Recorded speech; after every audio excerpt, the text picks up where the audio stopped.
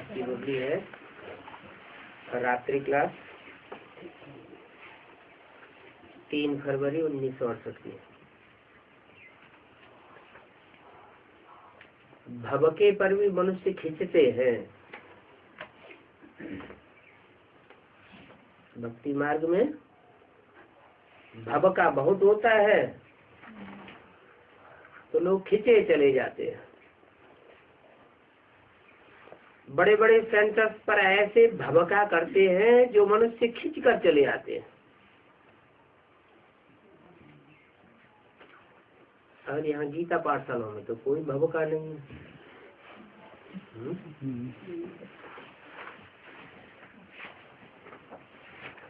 है तो फ्री। ऐसे भी नहीं, छोटे छोटे बच्चे भी अंदर घुस पड़े। भवके को देख करके क्या होगा? ये छोटे छोटे बच्चे हैं, कुछ समझते नहीं है, वो भी भवके को देखने के लिए अंदर घुस पड़ते हैं। तो ये भी संभाल रखनी है। आजकल शराबी कबाबी बहुत है ना।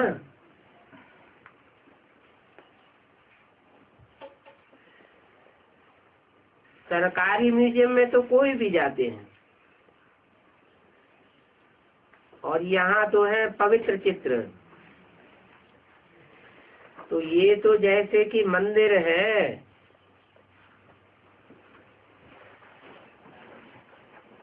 तो कोई गंदा अंदर नहीं आना चाहिए। परंतु अभी यह प्रबंध नहीं कर सकते। आगे चल करके ये प्रबंध करेंगे, करना होगा। पूछा जाएगा स्नान किया है, नहीं तो अंदर आ नहीं सकते। कौन सा स्नान? हाँ, अगर ज्ञान स्नान नहीं किया है, स्नान करके बुद्धि पवित्र नहीं बनाई है, तो अंदर आने की इजाजत नहीं है। पवित्र ही अंदर जा सकेंगे। क्या ये पांडवों का किला ऐसा बन जाएगा जो कोई अपवित्र अंदर घुस नहीं सकेगा? बहुत ऐसे भी मनुष्य होते हैं जो लैट्रिन करके स्नान नहीं करते हैं।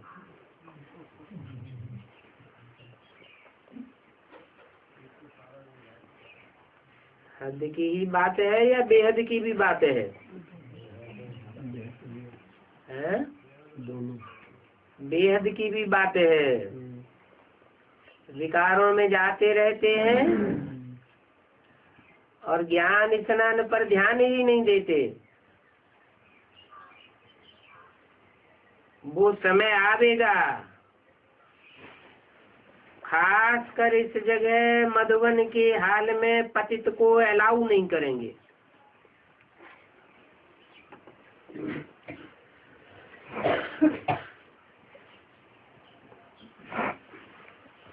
और सेंटर्स पर तो पतितों को जाना पड़े।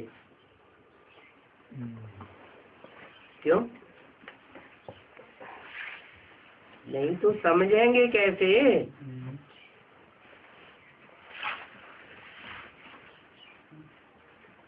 खास करके इस आबू पर्वत पर पतितों को अलाउ नहीं करेंगे। कब? आने के बाद तब अलाउ नहीं करेंगे जब ये है मधुबन शुद्ध आत्माओं का संगठन बनने लगेगा। इसके लिए बोला है तुम बच्चे परमधाम को भी इस सृष्टि पर उतार लेंगे। तो परमधाम से पवित्र तो कोई स्थान होता ही नहीं है। वास्तव में तुम बच्चे सारे विश्व को पवित्र बनाते हो योग बल से।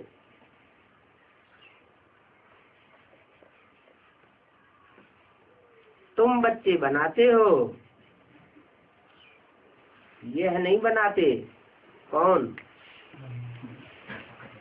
ब्रह्मा पवित्र नहीं बनाते, और ब्रह्मा के फॉलोअर्स भी सारी सृष्टि को पवित्र नहीं बनाते। पवित्र बनाने से पहले ही इस दुनिया को छोड़ करके चले जाते हैं। तो तुम बच्चों को कितना नशा चढ़ना चाहिए। क्यों? क्योंकि जिसने अंत किया उसने सब कुछ किया। इन्होंने तो अंत नहीं किया, और इनके फॉलोअर्स भी अंत तो नहीं करेंगे। कोई भी काम किया जाता है तो उसको संपूर्ण किए बगैर अगर कोई बीच में छोड़ देता है तो अच्छा नहीं माना जाता। कोई कार्य की संपूर्ण सफलता लिए बगैर बीच में छोड़ना ठीक नहीं है।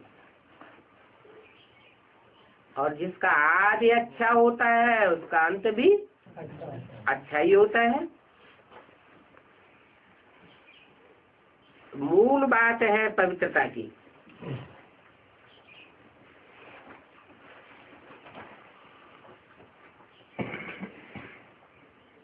माना जो जब ज्ञान में आते हैं वो ज्ञान स्नान करते समय शुरुआत में ही जिन्होंने पवित्रता का विशेष ध्यान दे दिया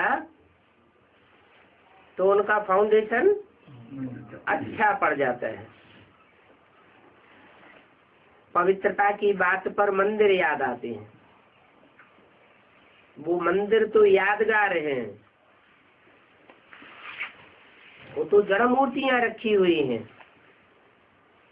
परंतु असली पवित्रता तो तुमने संगम युग पर धारण की थी।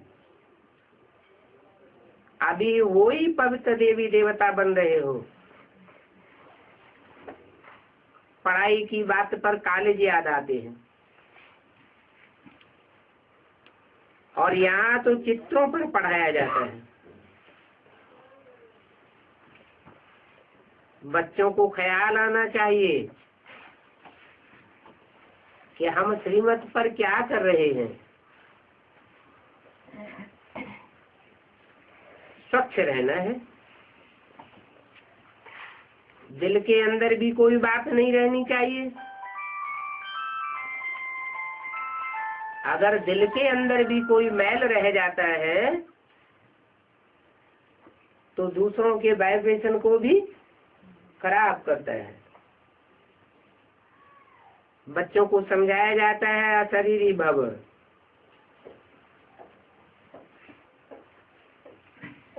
यहाँ पार्ट बजाने आए हो,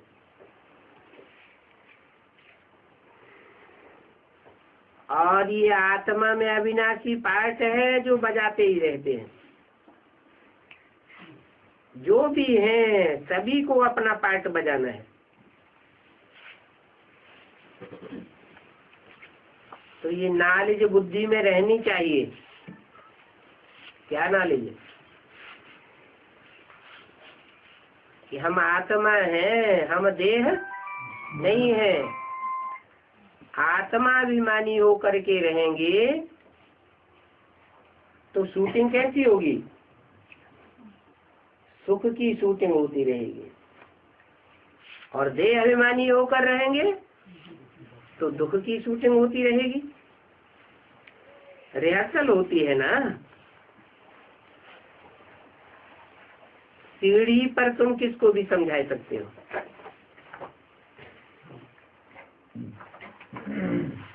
रावण राज्य है ही पतित, राम राज्य है पावन। सीढ़ी पर दिखाते हैं ना। फिर पतित से पावन कैसे बने?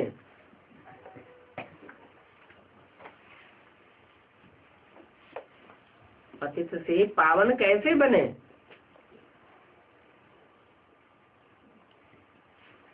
रावण राज्य में नीचे गिरे, पतित बनते चले गए। रावण राज्य में दुख हो गया, राम राज्य में दुख था नहीं, फिर भी नीचे तो गिरे ना। सचिव के पहले जन्म से नीचे गिरना हुआ या नहीं हुआ? नीचे गिरना तो हुआ। तो ये नीचे गिरना क्यों हुआ? पतित कैसे बनते गए? पहले धीरे धीरे पतित बने, बाद में रावण राज्य में आए तो तेजी से पतित बने। अभी पावन कैसे बनना है? बुद्धि में बात तो आती है, अनेकों के संग के रंग से पतित बने, और एक जो ऊंच से ऊंच है उसके संग के रंग से हम पावन बनते हैं। क्यों पावन बनते हैं? एक में क्या खासियत? उस एक में ये खासियत है कि वो संग के रंग में आता है तो उसको संग का रंग नहीं लगता है, और जो भी देवताएं हैं या मनुष्य हैं या राक्षस संप्रदाय हैं, सबको संग का रंग लगता है। इसलिए ऊंच से ऊंच एक गाया हुआ है, वो हीरो पार्टधारी है। ऐसे भी नहीं कि परम धाम में ऊंच और नीचे होता है। परम धाम में तो बिंदु बिंदु आत्माओं का बाप ज्योति बिंदु शिव है। वो शिव ज्योति बिंदु जब तक साकार में सृष्टि पर न आवे तब तक संग का रंग भी कैसे लगावेगा? संग का रंग लगता है और परिवर्तन होता है। कहते हैं दृष्टि से सृष्टि सुधरती है, खराब दृष्टि से दृष्टि बिगड़ेगी, वृत्ति बिगड़ेगी, वातावरण खराब होगा। अच्छी दृष्टि से वातावरण शुद्ध होगा। तो ऐसी दृष्टि किसकी है जो कभी खराब होती ही न हो? उसको कहते हैं शिव। शिव अर्थात कल्याणकारी। उसकी दृष्टि कभी किसी के प्रति वक्र नहीं होती है, टेढ़ी दृष्टि नहीं होती है। क्या? उसको तो कहते हैं प्यार का सागर, सुख का सागर। और आत्माओं का क्या होता है? कितना भी पुरुषार्थ करें, कुछ न कुछ तुर्स हो ही जाता है। तो ये तुर्स मिजाज जो हो जाता है उसके किस कारण से हो जाता है? संग का रंग लग जाता है। इसलिए बाप कहते हैं कोई क्रोध करता हो तो उसके सामने नहीं टिकना चाहिए। बाप की बात अलग है, देवताओं के गुण अलग हैं, मनुष्यों के गुण अलग हैं, राक्षसों के अवगुण अलग हैं। देवताओं के गुणों को भगवान बाप के गुणों में मिक्स नहीं कर सकते। देवताएं तो सूला कला संपूर्ण, सर्वगुण संपन्न, संपूर्ण हिंसक, मर्यादा पुरुषोत्तम। बाप आकर के सर्वगुण संपन्न बनेगा, ऐसा ही आदि से अंत तक पार्ट बजाएगा। तो ये जो अवगुणों से भरी हुई दुनिया है आसुरों की, वो कौन खलास करेगा? असुरों में ज्यादा ताकत होती है या देवात्माओं में ज्यादा ताकत होती है? देवात्माओं में ज्यादा ताकत होती है। असुरों में ताकत बहुत होती है। देवताओं में ताकत तब आती है जब भगवान बाप की ताकत उनको मिलती है। तो 63 जन्म असुरों के संग के रंग में आकर नीचे गिरते रहे। अभी एक बाप का संग करना है, बुद्धि से संग करने की बात है। फिर ऐसे भी नहीं कि स्थूल कर्मेंद्रियों से कोई का भी संग करते रहे। क्यों? अगर करेंगे तो संग का रंग हमको जरूर लगेगा। इसलिए बोला कि कर्मेंद्रियों से कोई विकर्म नहीं होना चाहिए। बुद्धि में भले कोई ऊपर नीचे संकल्प आ जाता है तो उसका पाप नहीं बनता, परंतु अगर कर्मेंद्रियों से कर लिया तो संग का रंग पक्का लग जाता है। फिर पतित से पावन कैसे बनेंगे? प्रैक्टिस तो पक्की होती रहेगी। कौन सी? संगम युग में अगर हम दुष्कर्म करेंगे, पतित इंद्रियों से पतित का संग करेंगे, तो प्रैक्टिस तो खराब होगी ना। तो पतित से पावन कैसे बने? एक बाप का ही संग करना है और कोई का भी संग नहीं करना।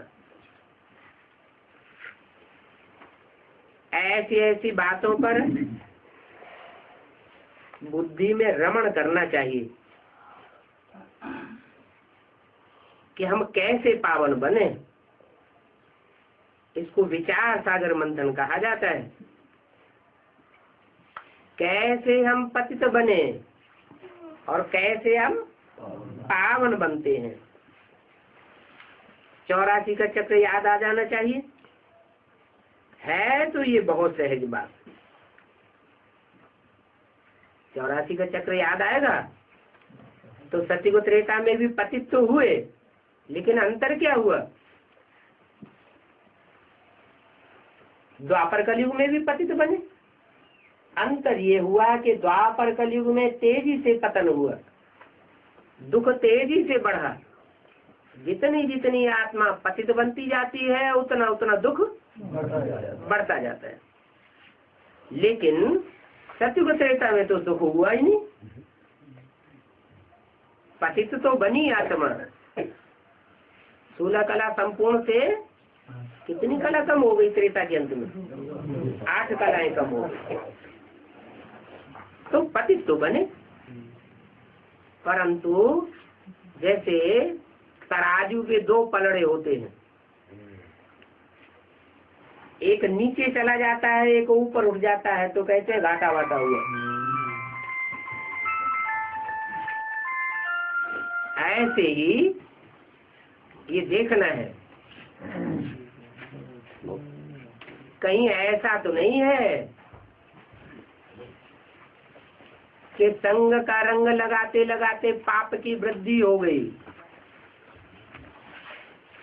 तो संगम युग जितना सुहावना युग है उतना ही डरावना युग भी है। अगर हम कीमत पर चलते हैं तो सुहावना है, अगर मनमत पर चलते हैं या मनुष्य मत पर चलते हैं तो डरावना भी बन जाएगा। क्यों बन जाएगा?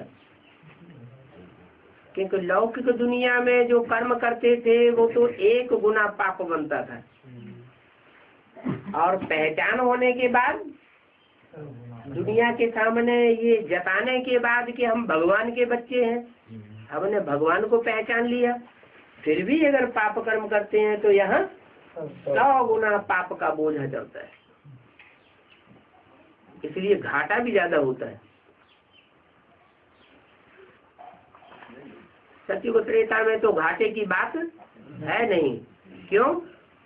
क्योंकि पुण्य का पलड़ा, आत्मिक स्थिति का पलड़ा भारी रहता है, और द्वापर युग से आत्मिक स्थिति का पलड़ा हल्का हो जाता है। तो पाप आत्माओं का संग बहुत तीव्रता से लगता है, देवी देवता सनातन धर्म की आत्माओं को। बाप ने कहा है अब अपन को आत्मा समझ मुझे याद करो, तो तेजी से तुम्हारे सारे पाप कर्म भस्म हो जाएंगे। अगर कोई दूजम को याद किया तो पाप कर्म कम नहीं होंगे। ये रूहानी यात्रा है। बाप की याद से विकर्म विनाश होते हैं। क्यों विनाश होते हैं? बाप की याद में ऐसी क्या चीज समाई हुई है?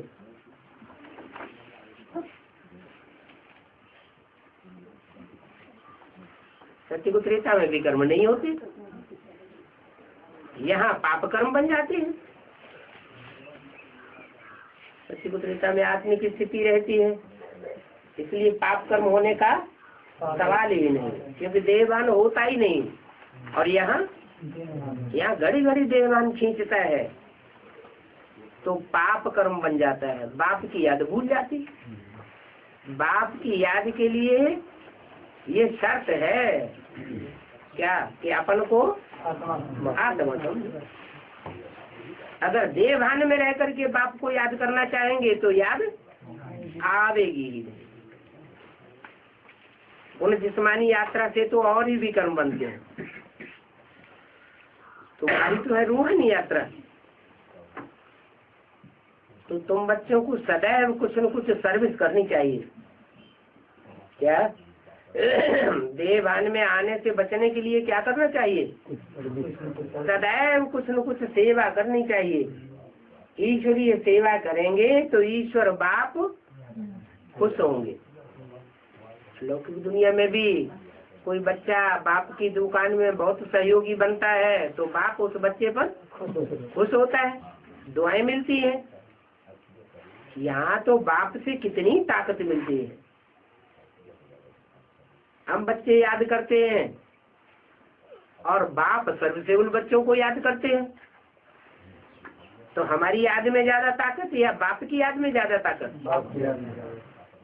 तो सर्विस करना छोड़ना नहीं है। सर्विस करने से ही कल्याण होगा। सर्विस नहीं करते हैं तो जरूर डिस सर्विस करते हैं। देवान आता है, कहीं न कहीं लगाव होता है, तो जिसका लगाव होता है वो सर्विस कर नहीं सकता। सर्विस करते जाओ। बोलो ये ताबीज है, कौन सा?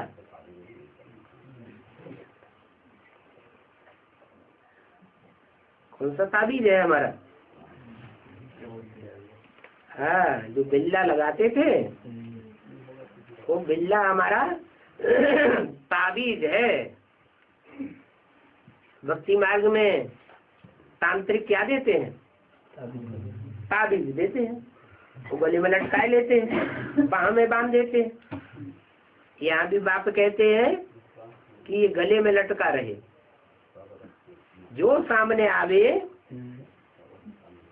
तो ताबीज बाहर निकालो और उनको सुनाओ। ऐसे भी नहीं कि स्थूल पाकिट में बाहर दिखाने के लिए रखो। बुद्ध रूपी पाकिट में भी पड़ा रहे तो भी बहुत है। कोई भी सामने आए, 3 मूर्तियों का परिचय देते रहो। इनको समझाते रहेंगे तो तुम्हारे सभी दुख दूर हो जाएंगे। समझने वाले के भी दुख दूर होंगे और तुम्हारे भी दुख दूर हो जाएंगे। ताबीज पहनते हैं ग्रहाचारी या बीमारी के लिए। तुम्हारी आत्माएं व्यापार कर रही है, इस व्यापार से कमाई होगी। अभी तो मौत सामने खड़ी है, तो पढ़ाई में पूरा अटेंशन देने से ही तुम बच्चों का कल्याण होगा। बच्चों को ये तो निश्चय है बाप ने हमको अनेक बार मनुष्य देवता बनाया। हम बच्चों को ही बनाया है।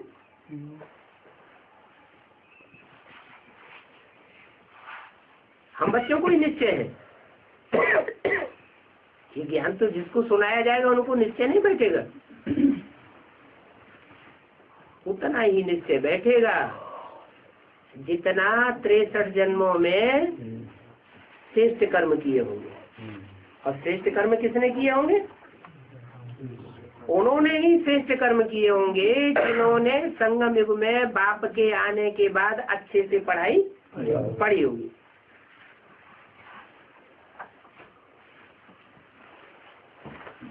तो तुम्हारी बुद्धि में रहता है हम अनेक बार मनुष्य देवता बने हैं, कल्प कल्प बनते रहे। ये भी अगर बुद्धि में रहे तो भी अहो सौभाग्य। ये तो बेहद का बड़ा स्कूल है। वो होता है हद का छोटा स्कूल। क्यों वो छोटा स्कूल क्यों होता है? ये बेहद का बड़ा स्कूल क्यों है? वो बड़ी बड़ी यूनिवर्सिटी बनाते हैं। यूनिवर्स माना सारी दुनिया, परंतु सारी दुनिया की आत्माएं तो किसी यूनिवर्सिटी में पढ़ती नहीं है। और ये तो इतना बड़ा स्कूल है जिसमें सारी दुनिया की आत्माएं पढ़ाई पढ़ती है। बाकी पढ़ने वाले नंबरवार होते हैं, कोई कम पढ़ाई पढ़ पाते हैं, कोई जास्ती पढ़ते हैं। बाप को बहुत तरस पड़ता है। इनको कैसे समझाऊं जो इनकी बुद्धि में बैठे। कोई से तो भूत निकलता ही नहीं है। बाप के दिल पर चढ़ने के बदली और ही गिरते जाते हैं। कोई बच्चियां तो तैयार हो रही हैं, अनेकों का कल्याण कर रही है। अरे बच्चे नहीं तैयार हो रहे हैं? आज के जो स्कूल हैं उनमें भी क्या देखा जाता है? बच्चियां अच्छी पढ़ाई पढ़ती हैं या बच्चे अच्छी पढ़ाई पढ़ते हैं? बच्चियां अच्छी पढ़ाई पढ़ती हैं, अच्छा काम भी करके दिखाती हैं। और पुरुष वर्ग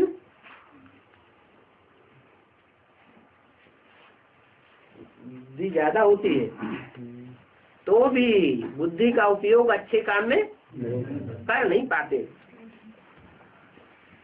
बच्चियां यहाँ तैयार हो रही हैं अनेकों का कल्याण करने के लिए। फिर कोई तो ऐसी भी है जो कल्याण भी करती है, अपना ही अकल्याण करती है। कल्याण नहीं कर सकते हैं तो कल्याण ही करते हैं। यहाँ तो वातावरण भी ज्ञान का चलना है, बाकी सब कुछ बंद कर देना चाहिए। कहाँ? यहाँ माने कहाँ? जहाँ बाप बैठ समझाते हैं, अब वो चाहे गीता पाठशाला हो चाहे मधुबन हो, वहाँ वातावरण कैसा होना चाहिए? ज्ञान से भरा पूरा वातावरण होना चाहिए। अज्ञान की कोई बात कोई को नजर ना आए, बाकी सब बातें बंद। याद की यात्रा में जो रहते हैं तो दूसरों को भी सिखलाना पड़े। ज्ञान है तो दूसरों को भी देना है। पहचान तो मिली है ना, जो बाप की पहचान मिली है वो दूसरों को भी देना है। याद की यात्रा तो सेकंड में किसको समझा सकते हो?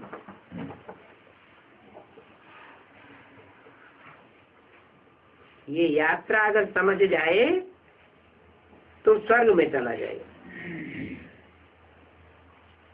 ट्रेन में भी तुमको बहुत मिलते हैं, वहां तुम बैग से किसको भी सर्विस करके विश्व का मालिक बना सकते हो। ज्यादा चित्रों का ताम झाम ले जाने की जरूरत ट्रेन में नहीं है। बुद्ध रूपी पॉकेट में बैज पड़ा रहे, जब जो आया जैसा आया उसको वैसे ही समझावेंगे तो उनको बुद्धि में बैठेगा। ये बेहद का बाप है। क्या बैज में क्या समझाओ? ये बेहद का बाप है। कौन है बेहद का बाप? त्रिमूर्ति में। बैज में एक तरफ त्रिमूर्ति है, दूसरी तरफ लक्ष्मी नारायण का चित्र है। अब उन्हें बैठ के समझाओ ये तुम्हारा बेहद का बाप है। कौन है? 3 मूर्तियाँ दोनों तरफ नारायण। 3 मूर्तियाँ तो बेहद का बाप नहीं है। फिर किसकी तरफ इशारा करें? है? अरे वहाँ तो 3 मूर्तियाँ बैठी हुई है, इसमें बेहद का बाप कौन सा है? इसको देव देव महादेव कहते हैं। महादेव क्यों कहते हैं? औरों को सिर्फ देवता का नाम टाइटल दिया है और उसको महादेव का टाइटल। ऐसा महान क्या काम किया है? चित्र दिखाते हैं। चित्र किस बात की यादगार होते हैं? ऐसा चरित्र किया है। क्या चरित्र है उन चित्रों में? याद में बैठा हुआ बाप का वो रूप दिखाया है, तो उन्हें समझाना पड़े ये याद में कौन बैठा है? शिव बैठा है या शंकर बैठा है? शंकर याद में बैठा है। शिव बाप को तो याद करने की दरकार ही नहीं, वो तो पाप पुण्य से दोनों से परे है। वो ज्ञान दाता है, ज्ञान लेने वाला नहीं है। ज्ञान किसको लेने की दरकार है? पतित को या पावन को? पतित को ज्ञान लेने की दरकार है। वो तो इस सृष्टि पर आकर के जन्म मरण के चक्कर में आता ही नहीं, किसी के संग के रंग में आता ही नहीं, तो पतित कहाँ से बनेगा? तो वो सुप्रीम सोल बाप शिव शंकर के द्वारा प्रत्यक्ष होते हैं संसार में। तो ये हमारा बाप है। समझाओ, ये विष्णु तुम्हारा बाप नहीं है, ये ब्रह्मा बाप नहीं है। इनका तो नाम ही है ब्रह्मा। ब्रह्म माने बड़ी माँ, माने माँ, दुनिया की बड़े से बड़ी माँ। कोई पूछे ये बड़ी माँ है तो गाड़ी मूछ वाला बैठा है, तो समझाओ कि दाढ़ी मूछ वाले ब्रह्मा के मंदिर संसार में नहीं है। कोई यादगार नहीं है। जो यादगार बनी हुई है वहाँ उनकी पूजा नहीं होती। वही दाढ़ी मूछ वाला ब्रह्मा जिनके द्वारा ब्रह्मा कुमारी ईश्वरी विश्वविद्यालय की स्थापना हुई है, ये अधूरा है। ये बेसिक नॉलेज है शुरुआत की, ये आखिरी नॉलेज नहीं है। वो ब्रह्मा जब शरीर छोड़ करके कोई माता में प्रवेश करता है तो जगदम्बा के रूप में पूजा जाता है। परंतु जगदम्बा तो जगदम्बा है, बाप तो नहीं है। अम्बा से कोई वर्षा थोड़ा ही मिलता है। जो भी जगदम्बा है, जगदम्बा का काम क्या है? सतो प्रधान है तो जगदम्बा है, तमो प्रधान है तो महाकाली है। जगदम्बा ही क्या बनती है? महाकाली बनती है। महाकाली बन करके असुरों का संहार करती है। तो ऐसे नहीं कि बाहर की दुनिया का ही संहार करेगी। क्या जगदम्बा किसकी जगदम्बा है? दुनिया वालों की है? पहले तो ब्राह्मणों की है ना। ब्राह्मणों की दुनिया भी तो है। ब्राह्मणों की दुनिया में हर धर्म की आत्माएं खिंच करके अभी ब्राह्मण बनी है कि एक धर्म की आत्माएं। हिंदू ही जो पहले देवता थे वो कन्वर्ट होकर के दूसरे धर्मों में चले गए। वो ही हिंदू कन्वर्ट होकर के अब फिर आखिरी जन्म में जब भगवान आते हैं तो क्या बन जाते हैं? नंबरवार ब्राह्मण बन जाते हैं। ब्राह्मणों की नौकरियां गाई हुई है। एक से एक ऊंची कुरी के ब्राह्मण दिखाए गए हैं। तो 9 कुरियां हैं और 9 ही दुनिया के विशेष धर्म है। उन धर्मों में से खिंची हुई आत्माएं अभी ब्रह्मा कुमारी ईश्वरी विश्वविद्यालय में सब इकट्ठी हुई है। ब्रह्मा के द्वारा अम्मा के रूप में बेसिक नॉलेज दी जाती है। क्या ऊंची नॉलेज नहीं दी जाती? कहते हैं नीम हकी में खतरे जान। अगर थोड़ी सी नॉलेज है तो डॉक्टर मौत कर सकता है मरीज की। और ब्रह्मा की भी क्या हुई? मौत हो गई। पढ़ाई पढ़ते पढ़ते मौत हो गई, क्योंकि पूरी पढ़ाई भी नहीं पढ़ी और पढ़ाने वाले बाप को भी नहीं पहचाना। अब ब्रह्मा को जो फॉलो करते हैं उनकी भी वही गति होती है। बाप ने तो मुरली में बताया, ब्रह्मा के मुख से ही बताया कि इस ब्रह्मा को याद नहीं करना है। ब्रह्मा की पूजा से या क्राइस्ट की पूजा से मिलेगा कुछ भी नहीं। मिलेगा किससे? जो ब्रह्मा को भी रचने वाला है। अम्मा को कौन रचता है? बाप रचता है। तो अम्मा को भी रचने वाला है और धर्म पिताओं को भी ज्ञान देने वाला है। बापों का बाप है। उस एक बाप जिसे हम ऊंच से ऊंच बाप कहते हैं, उस बाप की याद से तुम्हारे सारे पाप कर्म भस्म हो जाएंगे। परंतु ये ब्रह्मा को याद नहीं करना है, ये शंकर को याद करने की बात नहीं है। क्या शंकर अलग है और शिव अलग है? आत्माएं दोनों की अलग अलग हैं। बिंदु बिंदु आत्माएं दोनों की अलग अलग हैं। एक आत्मा याद में बैठी है जिसे कहते हैं शंकर, और दूसरी आत्मा उसमें प्रवेश करके ज्ञान देती है, संग का रंग लगाती है। बच्चे बाप के संग के रंग से पतित से पावन बनते हैं। ये पावन बनाने का कर्तव्य एक बाप के सिवाय और कोई कर नहीं सकता। ये राजयोग और कोई सिखा नहीं सकता। तो ये बेहद का बाप है। बेहद का माने 2, 4, 6, 8, 100, 200 करोड़ बच्चों का बाप नहीं है। जैसे क्राइस्ट कितने बच्चों का बाप है? 100, 150 करोड़ क्रिश्चियंस हैं दुनिया में। उन सब का बाप है। सब उसको अपना बाप मानते हैं, क्रिश्चियनिटी का फादर। परंतु उसका भी बाप है। उस बाप की बात यहाँ हम कर रहे हैं। ये बेहद का बाप है।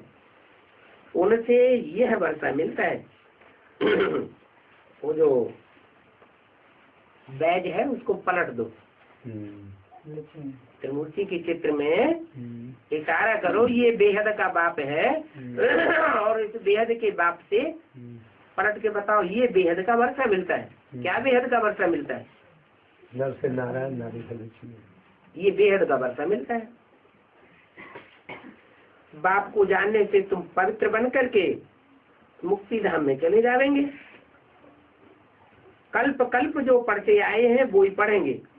ये भी बता दो, आपने पूर्व कल्प में ये पढ़ाई पढ़ी होगी तो अभी भी आकर के पढ़ेंगे। क्यों? ऐसी क्या बात? ऐसी ये बात फिर समझाओ कि पूरे कल्प का हूबहू रिपीटेशन बार बार होता है। ये सारी दुनिया का जो चक्र है, समय चक्र, काल चक्र, ये ज्यों का त्यों रिपीट होता है। इसमें 4 सीन है: सतयुग, त्रेता, द्वापर, कलयुग। कलयुग के अंत में संगम में भगवान आते हैं जब सतयुग बनाते हैं। तो ये रिपीट होता रहता है बार बार। इसलिए बताया कि जो कल्प पहले जो पावन बने होंगे, जिन्होंने पढ़ाई पढ़ी होगी, वो ही ये पढ़ाई पढ़ेंगे आकर। तुमने नहीं पढ़ी होगी तो नहीं पढ़ेंगे। कोई ऐसे होते हैं, उनको समझाना शुरू करो तो सुनते ही क्या करते हैं? झोंका लेना शुरू कर देते हैं। तो बाप कहते तुम्हारी बुद्धि को अलर्ट कर दो। क्या तुमने कल पूर्व में ये पढ़ाई पढ़ी होगी तो तुम अलर्ट होकर के पढ़ोगे, नहीं पढ़ी होगी तो नहीं पढ़ोगे। इस बात में कोई फर्क नहीं पड़ेगा। क्या जिसने कल पहले पढ़ा होगा वो ही पढ़ेगा, जो कल पहले लक्ष्मी नारायण बना होगा वो ही बनेगा। फर्क तो पड़ने वाला नहीं। तुम कहेंगे कल्प बाद भी हम यह ज्ञान सुनेंगे, ये तुम्हारी बुद्धि में बैठा है। कोई सबकी बुद्धि में बैठ जाए, उन धर्म वालों की बुद्धि में ये बात बैठ जाए, ये कोई जरूरी नहीं है। ये टेव पक्की पड़ जानी चाहिए। क्या कि हम कल्प कल्प यह ज्ञान लेते हैं और ज्ञान लेकर के और अंत समय तक बाप के साथी बनते हैं। एक जन्म पाप लिख करके देते हैं तो तुम्हारा कुछ हल्का हो जाता है। इस जन्म के ही तो पाप हम लिख करके देते हैं कि पिछले 63 जन्मों के सारे पाप लिख करके देते हैं। बाप के सामने दिल साफ करने के लिए हम इस जन्म के पाप लिख करके देते हैं तो तुम्हारा कुछ हल्का हो जाता है। कुछ हल्का माने आधे पाप तुम्हारे भस्म हो जाते हैं। सिर्फ लिख करके देने मात्र से ही, अगर सच्चाई से लिख के दिया है तो, और आधे याद की यात्रा से भस्म कर सकते हो। क्यों आधे क्यों छोड़ दिए? क्योंकि पूर्व जन्मों का जो हिसाब किताब है वो अगले जन्मों में ट्रांसफर होता रहता है। ऐसे नहीं कि पूर्व में हमने जो जन्म लिए हैं अगला जन्म लेते हैं तो पिछले जन्म के पाप खलास हो जाते हैं। नहीं, कुछ न कुछ पाप बचे हुए रहते हैं।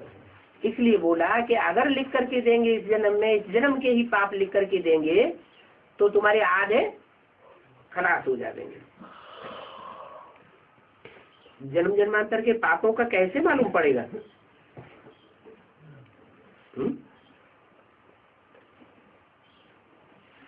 इसके ऊपर जन्म जन्मांतर के पापों का बोझा ज्यादा है, इसके ऊपर जन्म जन्मांतर के पापों का बोझा कम है, ये कैसे पता चलेगा? है? अरे ज्ञान मिला तो खुशी का पारा चढ़ जाना चाहिए या घट जाना चाहिए? चढ़ जाना चाहिए। भक्ति मार्ग में कहते हैं सन्मुख हो जीव मोहि जबहि और जन्म कोटि अघ नाश है तबहि। तो भगवान मिला है तो एकदम खुशी का पारा चढ़ जाए। इतना चढ़े कि जब तक ज्ञान में चले वो शुरुआत की बात याद आती रहे कि पहले जब हम ज्ञान में चले थे तो कितनी खुशी थी और अब खुशी कम होती जाती है। कारण तो होगा कोई, क्या कारण बनता है? कारण यही बनता है कि बाप जो श्रीमत देते हैं उस श्रीमत में अपनी मनमत मिक्स होती रहती है और मनुष्यों की मत पर चल पड़ते हैं। कुछ न कुछ पाप कर्म करते जाते हैं, 100 गुना बोझा चढ़ता जाता है, अवस्था नीचे गिरती जाती है। तो इसके लिए फिर योग चाहिए। हम जन्म जन्मांतर के पापी हैं, जन्म जन्मांतर के अजामिल हैं।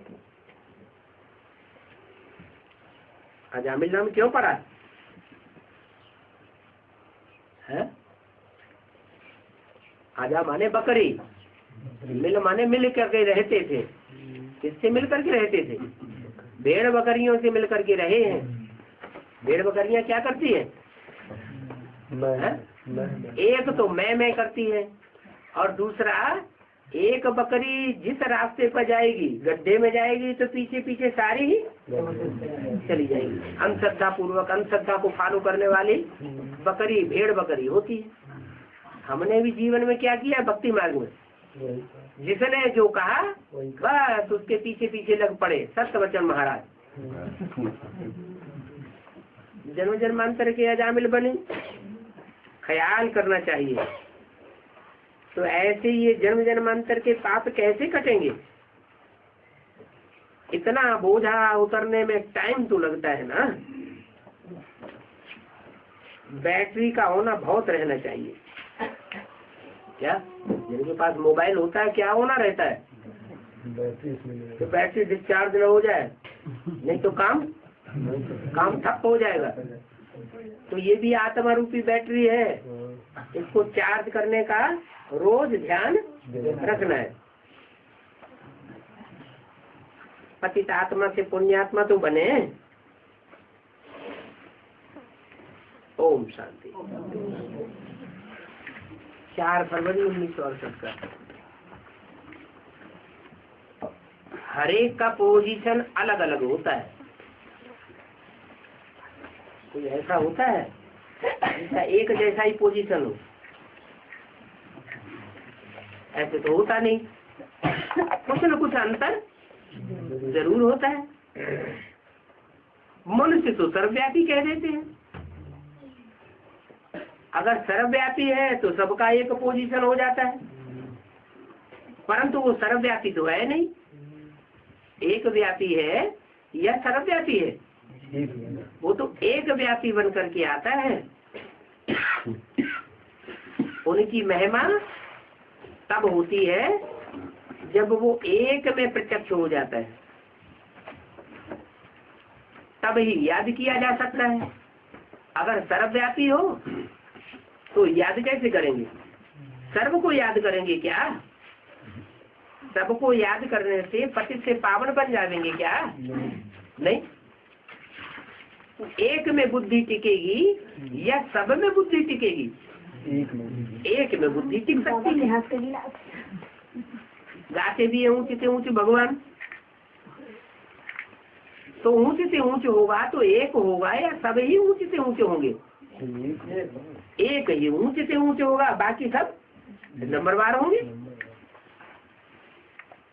ऊंचे से ऊंचे ठिक्कर बिस्तर को थोड़े ही कहेंगे, माना जिनकी बुद्धि ठिक्कर जैसी है,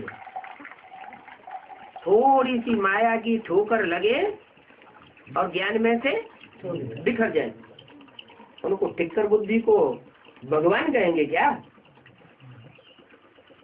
बहुत से ऐसे होते हैं, थोड़ा टाइम ज्ञान में चलते हैं, फिर अनिश्चय बुद्धि हो जाते हैं। थोड़ा सा संघर्ष आया माया का और टूट पड़े। तो भगवान कैसा होना चाहिए है? भगवान जो है वो ठिक्कर बुद्धि में आवेगा क्या? किस में आवेगा?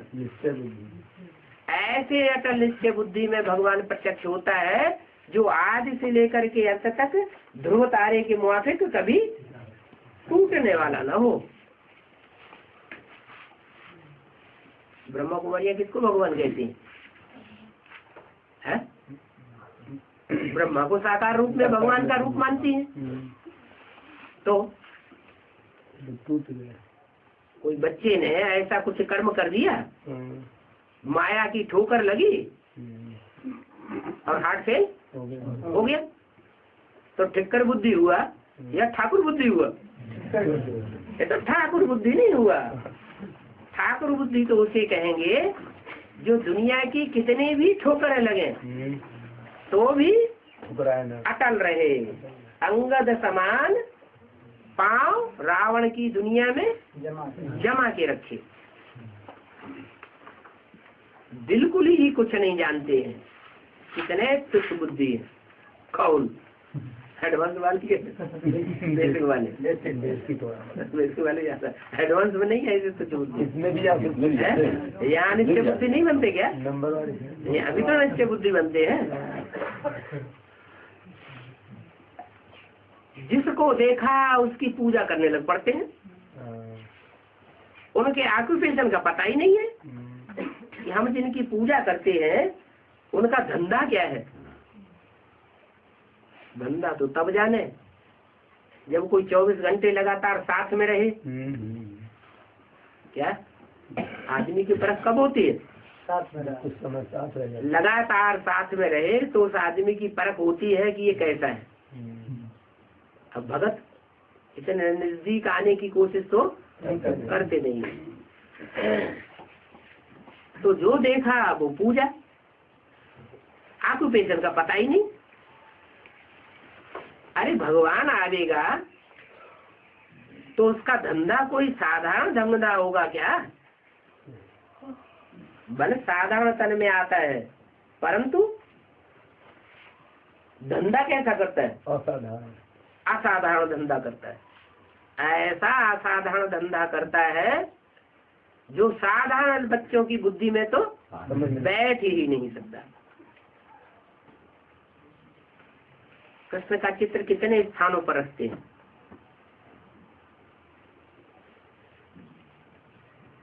श्रीनाथ पर जाओ, फलानी जगह जाओ, है तो एक ही भक्ति मार्ग, घोर अंधेरा, ज्ञान को सोच रहे हैं। अभी तुम हर एक आत्मा स्टूडेंट हो। स्टूडेंट हो तो स्टूडेंट को अपने आप ही अपने ऊपर कृपा करनी है। ऐसे नहीं कि टीचर कोई कृपा कर देगा किसी स्टूडेंट पर। टीचर सबको एक जैसी पढ़ाई पढ़ाता है या कोई को ज्यादा कृपा करता है? वो हद के टीचर करते भी होंगे। ये तो बेहद का टीचर है, ऊंचे से ऊंचे। मैं करूंगा तो मैं बनूंगा। स्टूडेंट को अपनी पढ़ाई अपने आप पढ़नी है और कोई बातों से ताल्लुक नहीं रखना चाहिए। सच्चे सच्चे बच्चे जो समझू हैं, सयाने हैं, फील करते होंगे कि बाप हमको इतना सिंपल रास्ता बताते हैं। क्या दुर्गति से सदगति में ले जाने का इतना सिंपल रास्ता और दुनिया में कोई बता ही नहीं सकता। बरोबर हम तमो प्रधान थे, फिर सतो प्रधान बने, अभी फिर 84 के बाद तमो प्रधान बने हैं। फिर बाप आकर के रास्ता बता रहे हैं। ये तो बहुत ऊंचा बाप है। क्या उन मनुष्यों की मिसाल नहीं है कि कोई काम शुरू करें और बीच में छोड़ के चले जाएं। जो भी धर्म पिताएं आए उन्होंने क्या ठेका लिया? हम दुनिया को सुधारेंगे, बदलेंगे। फिर बदल गए, खुद ही बदल गए कि बदल करके गए? खुद बदल गए। काम पूरा हुआ नहीं। ये तो बहुत ऊंचा बाप है। ये काम बीच में छोड़ करके कैसे जाएगा? अंजाम क्या करते हैं? मैं तुम बच्चों को साथ लेकर के जाऊंगा। बीच में छोड़ जाएंगे क्या? नहीं। तो बहुत मेहनत करनी चाहिए। कैसे भी करके मैं आत्मा हूँ, मैं आत्मा हूँ, ये चेव पक्की कर देनी चाहिए। तो क्या होता है, घड़ी घड़ी देवान आता रहता है। नाम रूप से न्यारा होना है ना, पार्ट ही पूरा होना है। फिर नए सिरे हम पार्ट में आवेंगे। इसलिए बाप कहते हैं अभी दे ही अभिमानी बनो। तुम बच्चों को अभी स्मृति आई है कि हमने 84 जन्म लिए हैं, न इतने 84 जन्म लिए हैं, न उन और धर्म में कन्वर्ट होने वालों ने 84 जन्म लिए हैं, लेकिन तुमने 84 जन्म लिए। तुमने माने क्या? जो बाप को अपने सन्मुख समझते हैं उन्होंने 84 जन्म लिए हैं। बच्चों को समझ आनी चाहिए इस बात की कि हमने कैसे 84 जन्म लिए हैं। ये समझ बुद्धि में गहराई तक बैठ जाए कि पहले से लेकर के लास्ट जन्म तक हमने कैसे कैसे 84 जन्म लिए। हम आत्मा पार्टधारी है ना। पार्टधारी को अपने पार्ट का पता न चले तो बाप कहते हैं ये तो बेवकूफ एक्टर। कोई ड्रामा होता है, नाटक होता है, और कोई अपना नाटक में पार्ट भूल जाए तो उसे कैसा एक्टर कहेंगे? बेवकूफ एक्टर ही कहा जाएगा। तो अभी हम क्या हैं? अभी तो हम बेवकूफ ही है। हम कहते हैं हम आत्मा है। फिर कोई पूछे तुम आत्मा हो तो तुमने कितने जन्म लिए? तो कहें हमने 84 जन्म लिए। अच्छा, तुमने 84 जन्म लिए तो बताओ कैसे कैसे जन्म लिए, कहाँ कहाँ कैसे पार्ट बजाए? तो डब्बा बोल। तो बच्चों को ये समझ चाहिए कि हमने कैसे कैसे 84 जन्म लिए। अपने को सुधारने के लिए गुण जरूर धारण करने हैं। बाबा ने देखो लक्ष्मी नारायण का चित्र कमरे में लगाई दिए। एम ऑब्जेक्ट को देखने से बुद्धि में याद आवेगा। क्या याद आवेगा? कि हमको नर से नारायण जैसा बनना है। बाबा युक्ति बताते हैं, अब जो करेंगे सो पाएंगे। टीचर के साथ कब किसकी दुश्मनी नहीं हो सकती। उनका काम ही है पढ़ाना, और स्टूडेंट का भी काम है पढ़ाई में लगना और कैरेक्टर को सुधारना। इस पढ़ाई में तो बहुत कैरेक्टर सुधर जाते हैं। अपन को आत्मा समझो और भाई भाई को देखो। इस बात में बड़ी अच्छी समझ चाहिए। ऐसे नहीं गीत गाते रहे, हम हैं आत्मा, तुम हो आत्मा, आपस में भाई भाई, और फिर कर दे लड़ाई, कोर्ट कचहरी, पुलिसबाजी शुरू।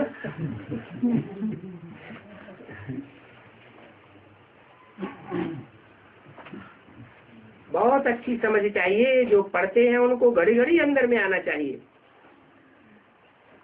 दूसरों को सिखलाना है। अगर सर्विस नहीं करते हैं तो सर्विस न करने वालों की ख्यालात और बातों में चली जाती है। बाप कहते हैं तुमको सारा दिन ये तांत लगी रहे। क्या? आत्मिक स्थिति की तांत लगी रहे और दूसरों को समझाने की तांत लगी रहे। बाबा से हम ये वर्षा पाते हैं। कौन सा वर्षा? लौकिक बाप से तो कोई कलेक्टर बनता है, कोई मास्टर बन जाता है, कोई बड़ा साहूकार बन जाता है। लौकिक बाप ही तो पढ़ाई पढ़ाकर बनाता है।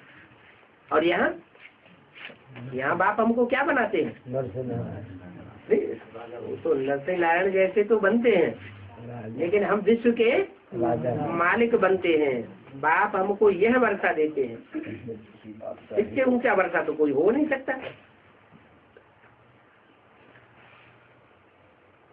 बाबा जानते हैं कि सर्विस करने वालों को ही नशा चढ़ेगा। सर्विस नहीं करेंगे तो नारायणी नशा धूल भी नहीं चढ़ेगा। प्रजा में पाई पैसे का पद पालेंगे। प्रजा में भी नंबरवार होते हैं। कोई फर्स्ट क्लास साहूकार प्रजा होती है, राजा के नजदीक बैठते हैं, राजा को बहुत सहयोग देते हैं, धन से सहयोग देते हैं ना। कोई प्रजा में बहुत गरीब होते हैं, प्रजा के भी दास दासी बनते हैं, तो प्रजा में भी बहुत पद नंबरवार।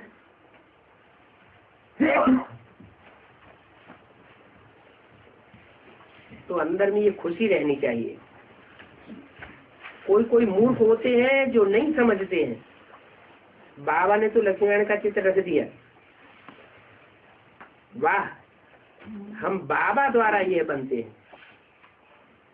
क्या क्या बनते हैं? हम देवता किसके द्वारा बनते हैं? बाबा द्वारा देवता बनते हैं। तो ये मन में अनुभव हो गया ना। एम ऑब्जेक्ट है, वो खुशी कहाँ से आवेगी? गायन भी है अतीन्द्रिय सुख गोप गोपियों से पूछो किस समय का गायन है। अभी का गायन है या अंत समय का गायन है? ये अंत समय का गायन है, जब तुम्हारे सारे पाप भस्म हो जाएंगे। बाबा कहते हैं अगर उन्नति करनी है तो इन चित्रों के आगे बैठ जाओ। इन चित्रों के आगे है, लक्ष्मी नारायण के चित्रों के आगे बैठ जाओ। अच्छा, लक्ष्मी नारायण के चित्र घर में लगाए दिए, गीता पाठन में लगाए कि नहीं, प्रदर्शनी में लगाए दिए, म्यूजियम में लगाए दिए। कोई तो गाड़ी में रख करके लक्ष्मी नारायण के चित्रों को और 4 चित्रों को प्रदर्शनी करते रहे, फिर उन्नति हो गई? बिना बुद्धि में है, बिना बुद्धि में बैठा नहीं। हाँ, सिर्फ जड़ चित्रों की ही बात नहीं है, किन चित्रों के आगे बैठ जाओ? चैतन्य चित्रों के आगे बैठ जाओ तो तुमको खुशी का पारा चढ़ता रहेगा। परंतु इसके लिए पुरुषार्थ करना होता है। क्या इतना धंधा दौरी फैलाया हुआ है, और फैलाया हुआ धंधा दौरी इतनी जल्दी समझ जाएगा जो चित्रों के आगे बैठ जाए? उससे काम चलेगा? है, कौआ रेरा हो जाएगा। समाज के लोग पीछे पड़ेंगे, परिवार के लोग पीछे पड़ेंगे, चारों तरफ से खींचतान कर देंगे। तो इसके लिए पहले से पुरुषार्थ करना है। नाम मात्र सिर्फ कहना नहीं है, दूसरों को दिखाने के लिए चित्र नहीं रखने हैं। अपने अंदर ये बुद्धि में बात बैठनी चाहिए। अगर नाम मात्र है दूसरों को दिखाने के लिए तो वो सब फालतू है।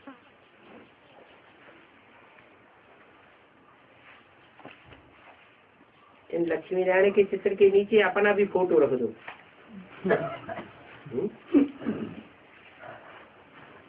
थोड़े समय के लिए, ज्यादा समय के लिए है, 1 घंटे के लिए रख दे फिर हटा ले, 2-4 दिन के लिए रख दे तो हटा ले, निरंतर रख दे। कौन सा, जड़ चित्र या चैतन्य चित्र है? चैतन्य चित्र बुद्धि में रख दे, प्रैक्टिकल में नहीं रख दे। अगर बुद्धि में ही रखा रहेगा, पहले तो बुद्धि में रखना बहुत मुश्किल, रख जाएगा है? प्रैक्टिकल संग का रंग लिए बगैर बुद्धि में रख जाएगा? नहीं रखा। अगर रख जाए तो परमधाम पहुंच जाएंगे, परमधाम को इस सृष्टि पर उतार लेंगे। उतरेगा है? नहीं उतरेगा। इसलिए बोला फोटो सामने रख दो, अपना भी फोटो नीचे रख दो। नीचे रख दो, ऊपर रख दे तो क्या होगा है? नीचे अपना फोटो रख दो, बुद्धि में ये रहेगा हम यह बन रहे हैं। जब तक अवस्था पक्की हो तब तक यह चित्र रखे रहे, और तब तक चित्र रखे रहेंगे। अवस्था पक्की होगी और खराब हो जाएगी। गांव वाले, घर वाले पीछे नहीं पड़ेंगे हैं? पड़ेंगे पीछे? नहीं पड़ेंगे, पड़ेंगे। तो धीरे धीरे छुटकारा पाने का पुरुषार्थ करना है, या धक्के से छोड़ छाड़ के सन्यासी में चल भाग खड़े होना है? धीरे धीरे। कब तक? बिना तो सामने खड़ा।